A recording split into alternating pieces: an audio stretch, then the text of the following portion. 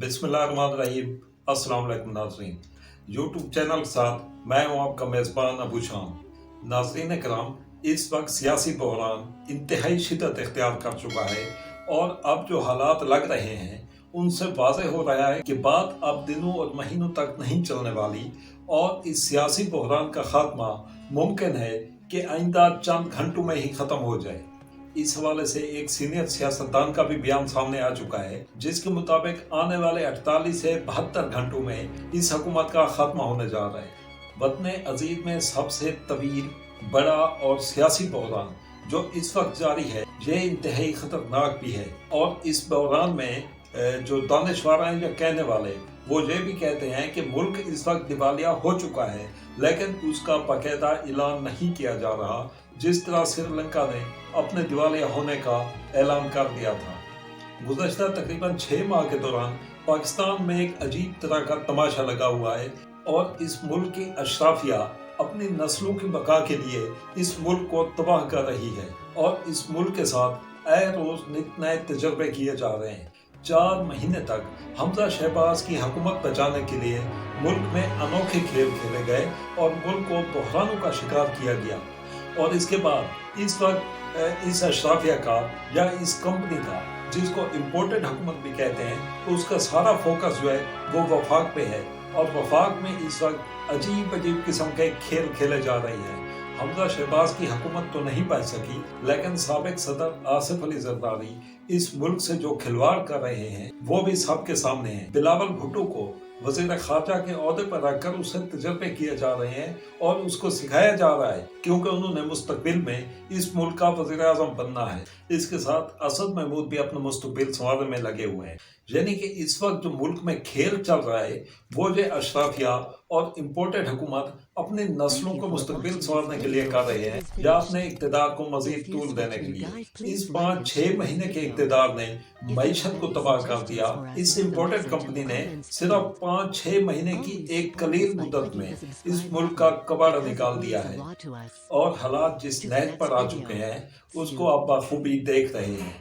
इसके साथ गुज़श्ता रोज वज़ीर आज़म शहबाज शरीफ की एक ऑडियो लीक हुई। यह मामला क्या है, इस पर बात करने से पहले थोड़ी सी ये बात कर लें कि इस मुल्क के साथ हो क्या रहा है। वैध इस्लामी एटमी ताकत एक बड़े मुल्क में आज एक तमाशा लगा हुआ है। आप ये देखें कि एक हसास मुल्क, एक एटमी मुल्क, उसके खास लोगों की खास गुफ्तगू, उसकी ऑडियो लीक हो जाती है। और सिर्फ एक ऑडियो नहीं, बल्कि अब जो आदाद व शुमार आ रहे हैं उनके मुताबिक 8 GB का डेटा है, जिसमें दावा किया जा रहा है कि 100 घंटे से ज़्यादा की ऑडियो रिकॉर्डिंग है। और अब तक इन 2-3 दिनों में जितनी भी ऑडियोज आ चुकी हैं वो एक ट्रेलर है और इस फिल्म का सीन अभी बाकी है। और इस फिल्म के सीन के बारे में कहा जा रहा है कि ये इंतहाई खतरनाक है और ऐसी रिकॉर्डिंग और ऐसी गुफ्तगू है कि आपके रोंगटे खड़े हो जाएं। और उससे इस एटमी मुल्क को क्या नुकसान होने जा रहा है या कितना नुकसान हो जा रहा है, इसका अंदाज़ा लगाना भी मुश्किल है।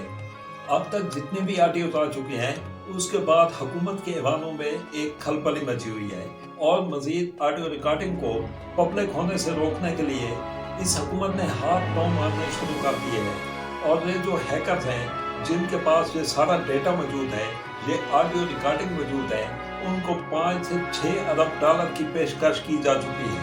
और ये 5 से 6 अरब डॉलर की इतनी बड़ी रकम कहाँ से जाएगी, तो इसके बारे में एक ही बात है कि ये सारा कुछ कौमी खजाने से ही किया जाएगा। और ये कहानी जो मैं आपको बता रहा हूँ, ये उस मुल्क की कहानी है जिसके हुक्मरानों के पास जहर खाने के पैसे भी नहीं और IMF के 1 अरब डॉलर की किस्त के लिए 4 महीने तक इस मुल्क की आवाम को मुश्किल फैसलों के नाम के खाती तले रौंदा गया। आवाम पहले ही बेहाल हो चुकी है।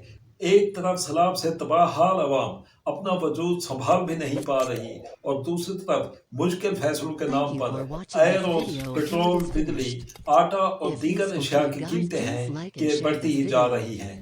अवाम 2 वक्त की रोटी को तरस रही है और अवाम इस सियासी बहरान में ऐसी पिसी है कि उनमें हम मजीद सकत ही बाकी नहीं रही और दूसरी तरफ हुक्मरान है कि उनकी ख्वाहिशात ही पूरी नहीं हो रही। इससे कबल वो अपने आप को NR2 दे चुके हैं, उसके साथ अपने दीगर जो ज़ाती मफादात हैं या ज़ाती मामलात हैं ان کی تکمیل کے بعد اب جو ان کی نسلیں ہیں ان کی خواہشات اور ان کے مستقبل کو سنوارنے کی کوشش کی جا رہی ہے۔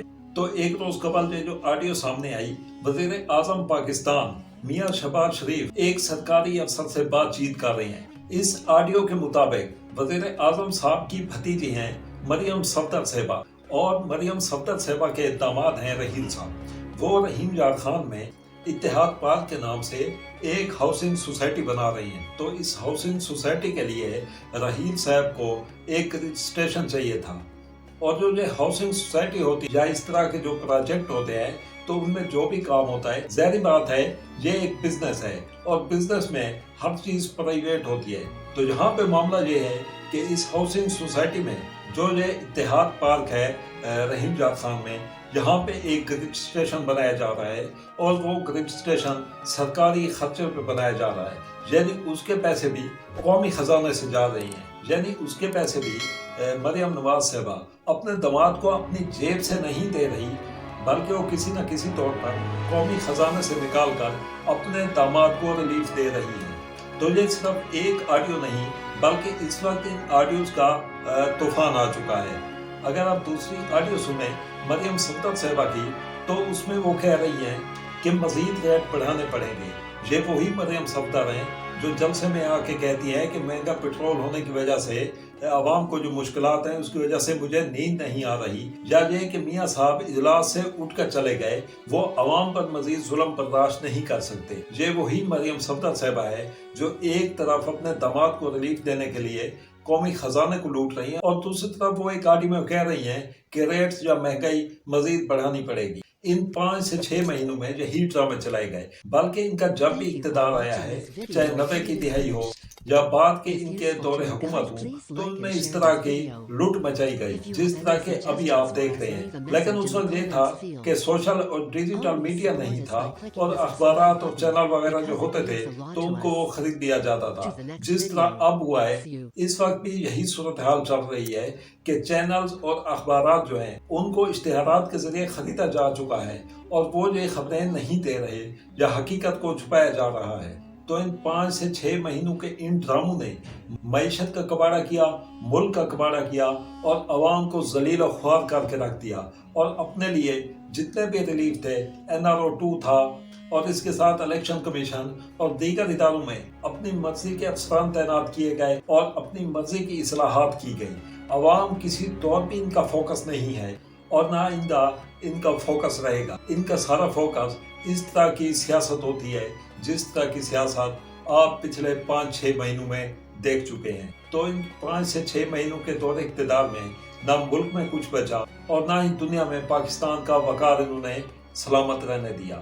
سب سے پہلے سعودی عرب گئے تو وہاں سے بھی ذلیل اور رسوا ہو کے واپس آئے، اس کے بعد قطر گئے تو وہاں سے بھی خالی کشکول کے ساتھ واپس آئے، اور اس کے بعد ترکی کا دورہ ہوا۔ ان بھائیوں کو بتایا بھی کہ ہم مانگنے والے نہیں ہیں، لیکن مجبوری ہے۔ بات وہاں سے بھی نہ بنی، صدر پیوٹن کے سامنے بیٹھے تو کان میں ٹرانسلیٹر لگانے کے لیے مدد طلب کرنی پڑی۔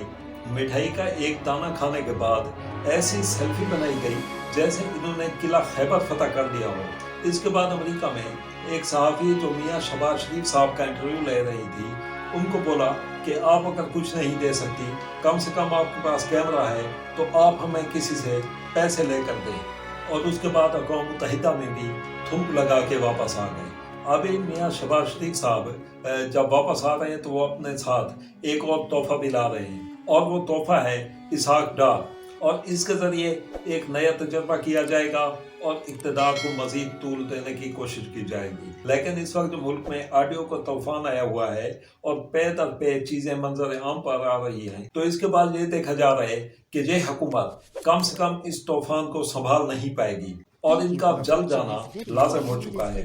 ایک سینئر سیاستدان ہے پرویز خٹک صاحب، تو ان کے مطابق یہ حکومت جو ہے اب 48 سے 72 گھنٹوں کی مہمان ہے، اور یہ حکومت اس وقت جس گرداب میں پھنس چکی ہے تو وہاں سے نکلنا اس حکومت کے لیے کم سے کم ناممکن ہو چکا ہے۔ اپنا خیال رکھیے گا۔ اللہ حافظ۔ پاکستان زندہ باد۔